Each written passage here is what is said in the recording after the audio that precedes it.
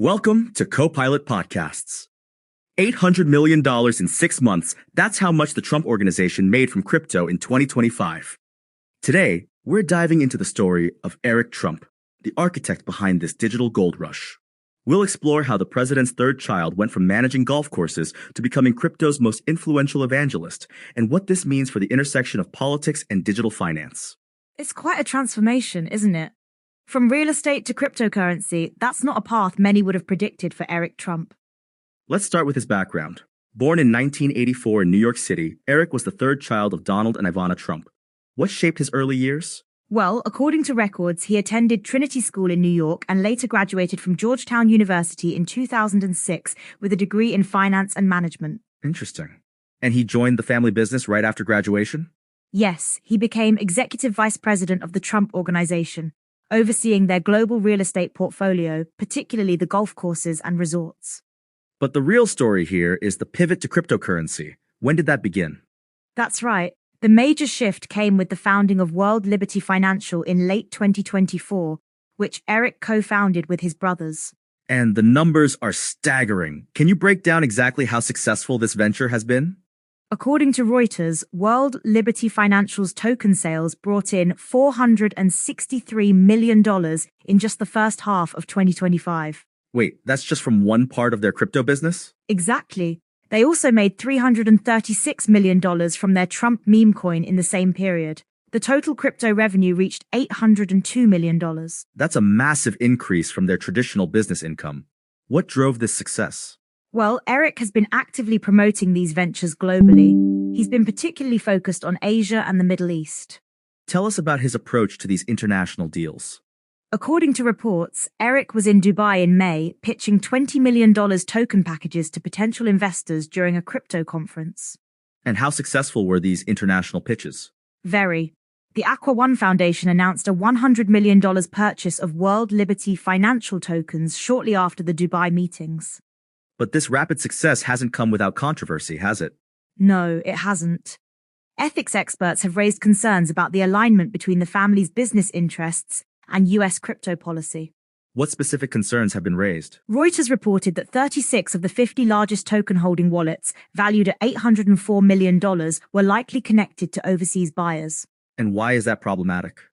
Well, there are questions about potential conflicts of interest, given that these business dealings coincide with significant changes in U.S. crypto regulations. What kind of regulatory changes are we talking about? According to reports, the Justice Department eliminated its crypto enforcement team, and regulators removed bank warnings about crypto risks. That's quite a shift in policy. How has Eric responded to these concerns? Through their lawyers, they've disputed some of the calculations and valuations reported by Reuters. Let's talk about Eric's role in the broader Trump Organization. How has that evolved? He's still executive vice president, but his focus has clearly shifted from real estate to cryptocurrency and digital assets. And what about his personal life during all this? He's married to Lara Trump, and they have 2 children.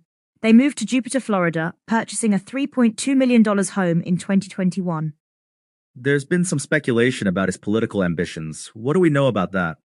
In a recent Nikki Asia interview, he didn't rule out a presidential run, though he emphasized his current focus is on business. That's interesting. How does his business experience potentially set him up for a political future?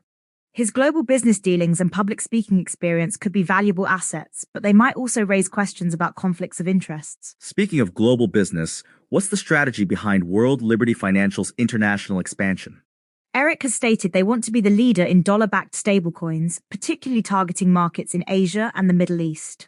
And how successful has that strategy been so far? Well, their USD1 stablecoin was used by Abu Dhabi's MGX for a $2 billion investment in Binance, showing significant market adoption. That's a major deal. What other partnerships have they secured? They've attracted investments from prominent crypto figures like Justin Sun, who purchased $75 million in World Liberty Financial tokens. But hasn't Justin Sun faced some legal issues?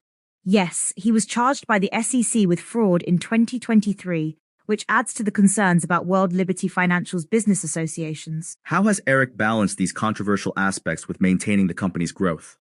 He's focused on emphasizing the technological aspects and regulatory compliance of their platforms, though critics question the depth of their tech.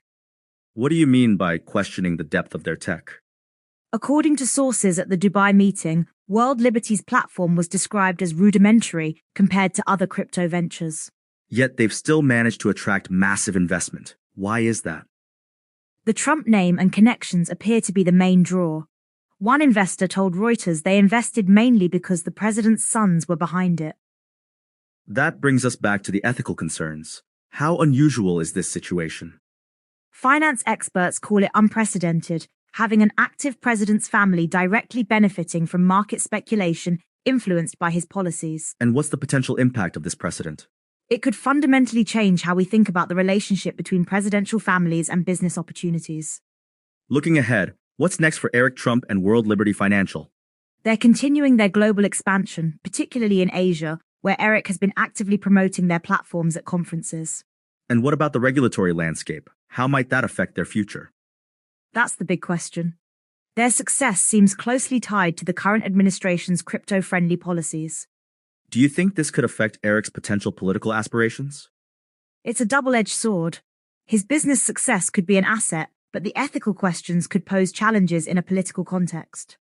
What lessons can we draw from Eric Trump's journey in the crypto world? It shows how quickly the financial landscape is changing and raises important questions about the intersection of family, politics, and business. And what about the broader implications for the crypto industry? It demonstrates both the potential and risks of crypto. Massive profits are possible, but questions of transparency and regulation remain crucial. As we wrap up, what's the key takeaway from Eric Trump's story? It's a story of transformation, from real estate son to crypto pioneer, but also a cautionary tale about the blurring lines between politics and business. Well, that brings us to the end of today's episode of Copilot Podcasts. From golf courses to crypto empires, Eric Trump's journey certainly raises fascinating questions. And whether you see it as a success story or a warning sign, it's definitely reshaping how we think about presidential families and their business ventures. Thanks for joining us on this exploration of the Trump Organization's digital transformation. Until next time, keep questioning and stay curious.